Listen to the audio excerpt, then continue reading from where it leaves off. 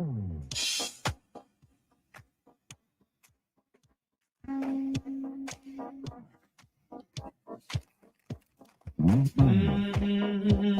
yeah.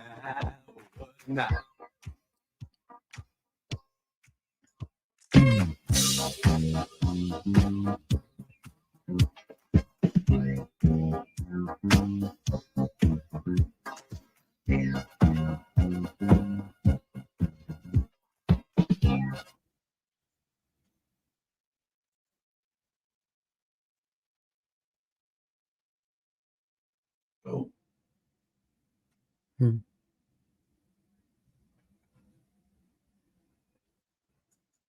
Oh.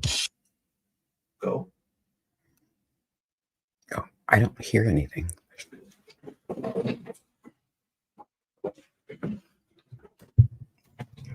Okay. Yeah. I already played the instrumental. Go. Thank you for tuning in. You're listening to Rainier Avenue Radio.world. This is Women Empowerment Talk Radio, and I'm your host, Carmel Bias. We are in the studio once again with our guest, Miss Angela of Beacon Business Alliance, here located in Seattle, Washington. Miss Angela, how are you doing today? I'm doing well, thank you. This is wild being on Radio Ave Radio with you today. Wow. Yes, we are glad to have you. But before we jump into our interview today, as I normally like to do, want to go ahead and give some announcements in the work it is that we are doing in the community. Women in Business Expo Group, we are hosting our leadership luncheon March 9th. This is going to be 11 a.m. to 3 p.m. at the Rainier Beach Community Center located here in Seattle, Washington, 8825 Rainier Avenue South.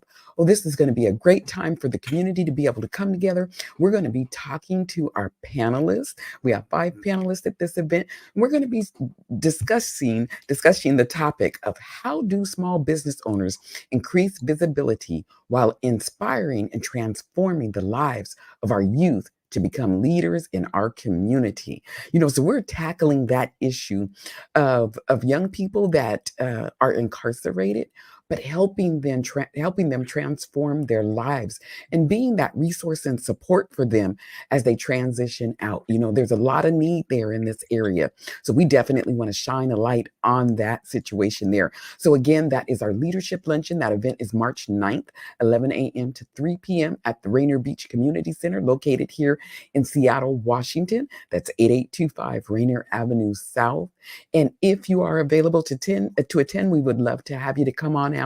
Tickets are available on Eventbrite and also too on our website, the Women in Business Expo Group site. You can check that website out at www.wibeg.biz.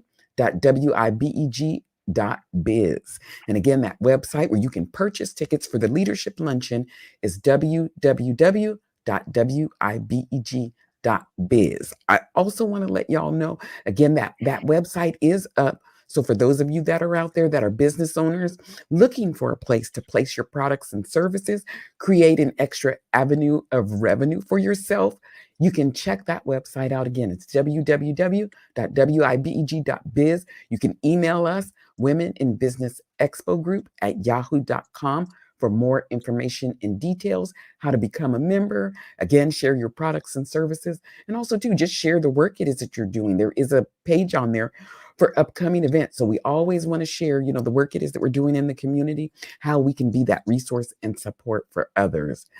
So yeah, let's go ahead and jump into today's interview here with Miss Angela of the Beacon Business Alliance here. Miss Angela, again, I want to thank you for your time this afternoon with us here on Women Empowerment Talk Radio. Why don't you go ahead and let our listeners know a little bit more about yourself? Well, I've done a little thinking. Thanks so much for providing questions in advance to give me a sense of the frame, what we're doing here today. And it gave me an opportunity to think a little bit into who am I today? Where did that come from? Throughout my childhood to young adult years, I navigated, I would say, an adverse, non-traditional personal and family and academic path. I had a great bond with with various family members early on, with my tia and uncle who lived with me as a toddler. Seemed like all the adults living in the house were studying to be teachers at the UW. We're all Huskies, and my mom included. And except my dad, who had to essentially be the income producer and left the UW to work various jobs. I remember helping him in his night job, or maybe he made me just sit there while he did the work, probably. He was a janitor at night and then worked in government during the day. So he was a janitor in the Neptune Theater, for instance. And so he was like sitting me, right? Babysitting me. And I just felt like I was working from day one. I've been a worker bee, as they say. And that's kind of a mentality that I have. A lot of BS happened in the early years, led to divorce. But my mom taught deaf and hard of hearing kids in the Seattle Public Schools for 30 years. And I'll never forget, between ages of like 7 to 9, things got tough, and she initiated an agreement with me that we would always argue in sign language. So I had Spanish influence, sign language influence, and so the kind of the multilingual thing set in with me early on. I can say that really gave us a pathway to communication that only later did I realize how important that was. And only later I learned that we lived in 9 different places before I turned 10. There was a lot of instability. So, that a lot of influence caused me to go off on my own. Lived a big part of my teen and young adult years living on my own in unstable situations. So survival skills, communication, all of these things were really important to me. I would say place, belonging, and identity, pretty much why I'm driven to do the work I do today. I would say I worked with creatives, artists, musical artists early in my first working situations, restaurant industry as well. And but being around creatives influenced me in my process of developing my own creative self. In the last 10 years, I've been putting my singing and my writing together as a songwriter. So that's a little bit who I am today. Again, I think all part of processing, understanding the influence, the things that impact you all through the years, drive, who you become and what you tend to want to do. I think professionally, maybe, I hope. And so building community is where my heart is. Yes, yes. And I definitely, we picked that up when we were preparing for the interview. You definitely have not only a business side, but an artistic side too, which that's great. That's good to have as a business owner, definitely to have that characteristic when it comes to, owning your own business. So awesome for you. Let our listeners know, Miss Angela, you mentioned as far as growing up in unstable hood, it sounds like there was definitely some stability, but then there was some things as being unstable. Can you let our listeners know, how maybe that unstable part has reflected on your entrepreneur side, and maybe where that strength may come from? I'll put it that way. Yeah. Adversity builds strength, as we know. Definitely. I think living with my early on, the influences, watching the unstable factor of living with many family members who, were struggling. I know that I carry that with me today. And my mom would work one year while my dad went to school at the UW, and then my mom was 18 when she had me, so she was a kid, really, in essence. And then they would switch, and so I was watching, absorbing what was going on there, and I think, the examples that I have of what influenced me to be interested in, curious um, about survival, sustainability, and in what we do for a living really came from early on. Obviously, my dad worked several jobs, and then my uncle and my aunt all were trying to figure out what they were doing. Between the ages of 9 and 11, my uncle's involvement with the United Farm Workers was really influential to me. While that was happening, I think, one time we were leafleting at the Safeway in Yakima when cops arrested us, or arrested him. I was just with him, my Moreno uncle with his light-skinned 11-year-old niece. I remember sitting so close to him, just out of cell. It felt like forever. And, and that wasn't a job, but that was a passion. And that was a thing he believed in and he was fighting for. And through that, then he built a sweat equity house building organization, and then worked was a co-founder and director of a La Clinica in Pasco that served the farm workers, many of the farm workers that didn't have healthcare and medical.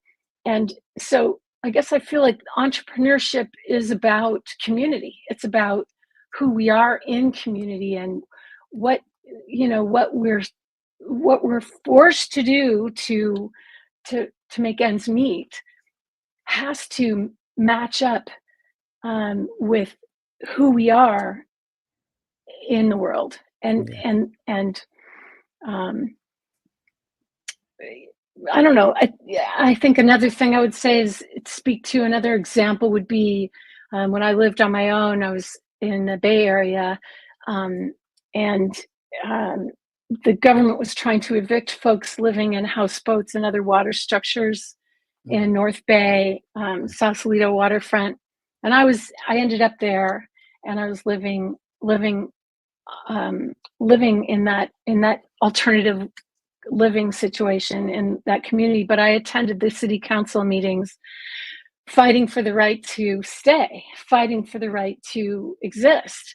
And so I think entrepreneurship must be supported with the consideration of who that person. It's a holistic kind of, it's an expression of who you are, and if it isn't, maybe it isn't as genuine as it could be.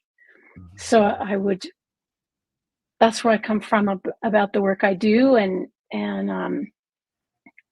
all of the jobs I've held throughout the years to make a buck influenced me, but then I influenced it, the job. I brought myself to it.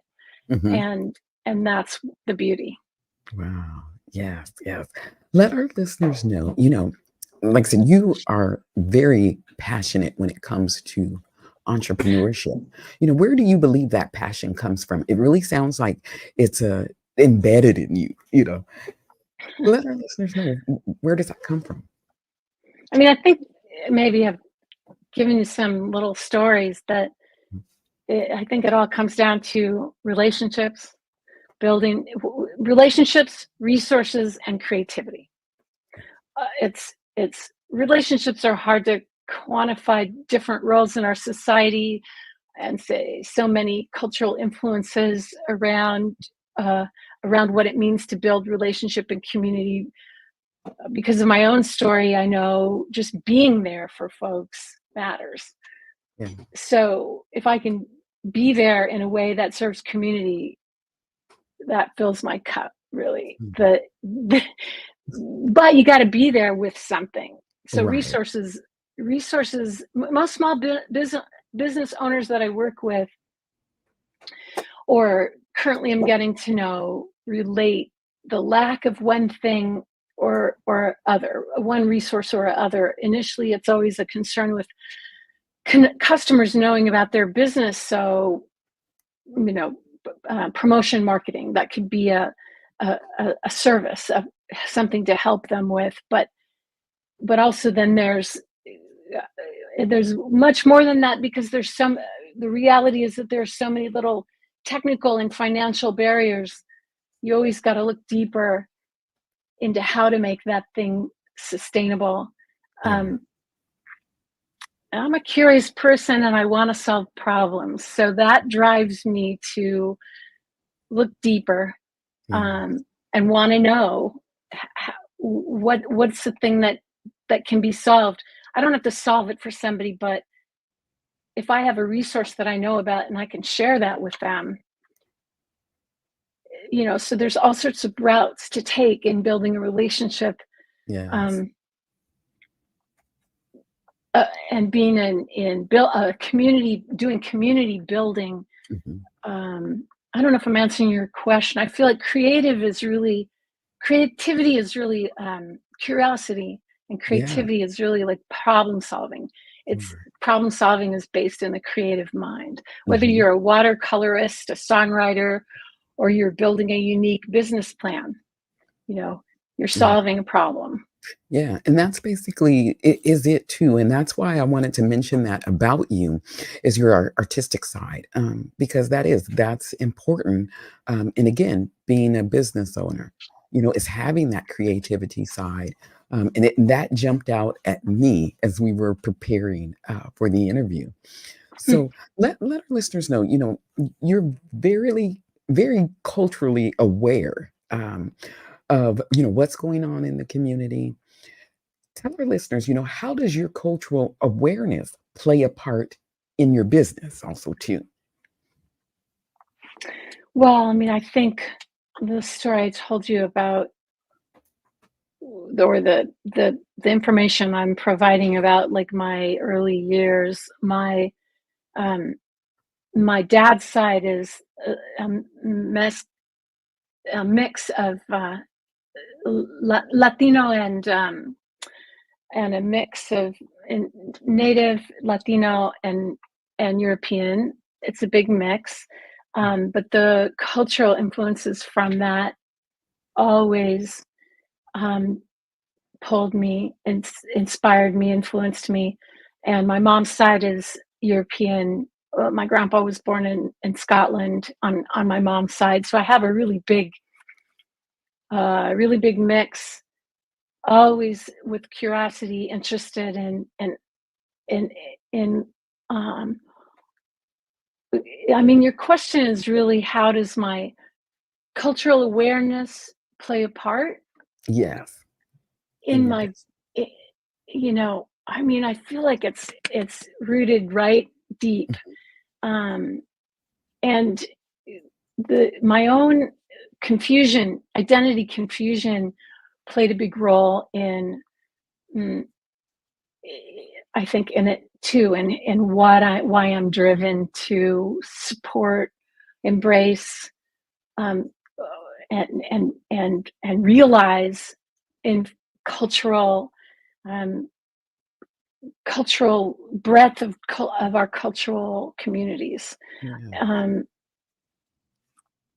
I don't. Hopefully, that's an answer. Yeah. Um, I could talk about it for all day. It's really a work in progress, Right. and if you're not doing the work every single day, you're Mhm. not you're not gonna you're not gonna evolve yourself, or um, or learn, and Yeah. so I can't say that I can't say that I know the answers. I know that I'm on the path. That's it. That's exactly it, too. Let our listeners know, Miss Angela, and again, as we were preparing for the interview today, there is either it's a program or a website, and I just want clarity on this. What is the ESES Collaborative? Tell us what that is exactly.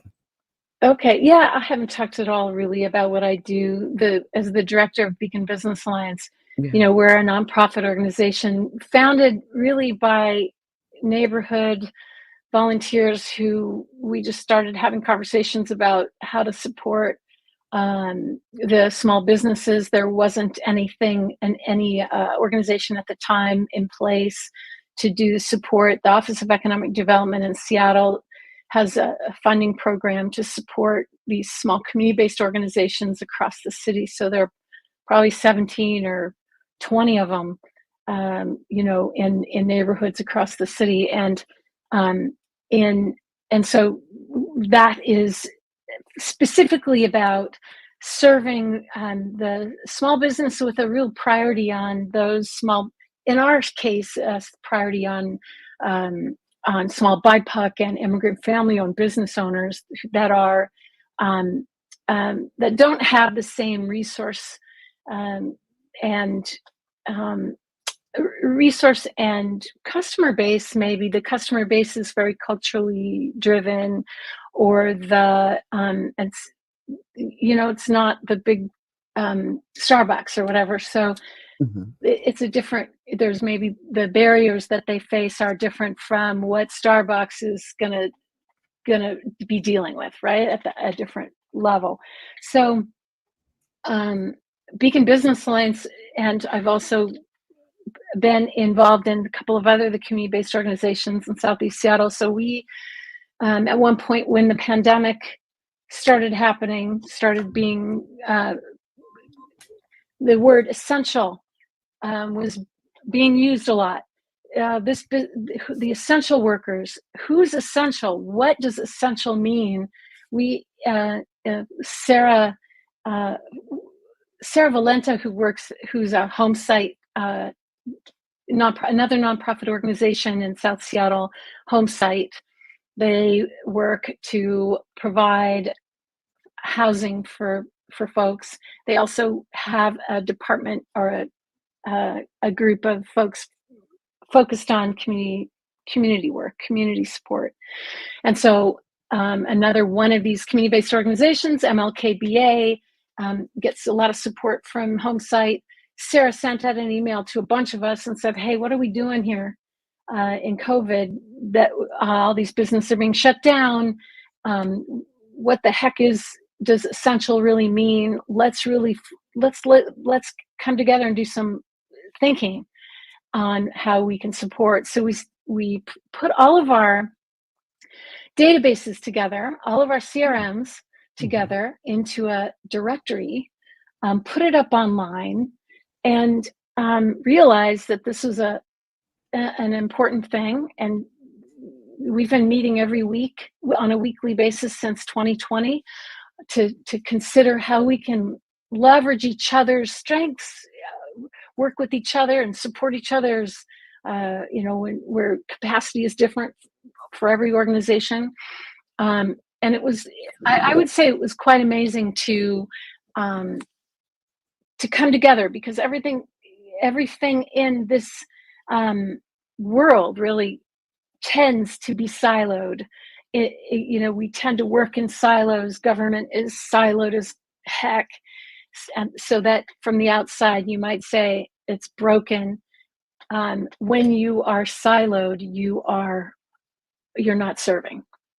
So the main goal was for us to find ways to work together collaboratively to serve Southeast Seattle small business owners. So the directory that I mentioned turned into what is online today, and you can find it at essential, seattle.com. So essential spelled out, and then Southeast is just the SE, seattle.com. And that is an e-commerce based website that we hired an organization or an agency in Seattle that does multiple sites like this, with the same kind of e-commerce base. But what we're doing is offering a free page to any business owner.